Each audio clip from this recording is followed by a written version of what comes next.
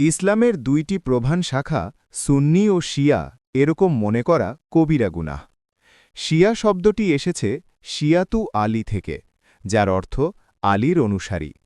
শিয়াদের নেতা আল্লাহ কর্তৃক রাসূল সাল্লাল্লাহু আলাইহি ওয়াসাল্লামের পর ইমাম আলী রাদিয়াল্লাহু আনহু ও তার বংশধরের মধ্য থেকে নির্ধারিত হতে হবে, এটি সম্পূর্ণ ভুল ধারণা। দুই দলই এক আল্লাহ, এক নবী সাল্লাল্লাহু আলাইহি ওয়াসাল্লাম ও এক কোরআনে বিশ্বাসী। খলিফা, ধর্মীয় ব্যাখ্যা ও ইমামত বিষয়ে মতভেদ রয়েছে সুন্নি ও শিয়ার মধ্যে। আশুরা ১০ মহররম গভীর শোক ও মাতম পালন করে শিয়ারা।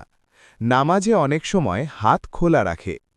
আজানে কখনো আলী ওলি আল্লাহ বাক্য সংযোজন সবাই পড়েন, নাউজুবিল্লাহি। খুমস উপার্জনের ২০% ফরজ সেবামূলক, এগুলো শিয়াদের ফিকহি ধারায় বিশেষ স্থান রাখে।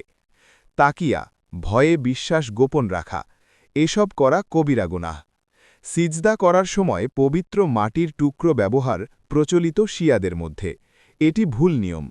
নিজে সতর্ক থাকুন, অন্যকে সচেতন করুন।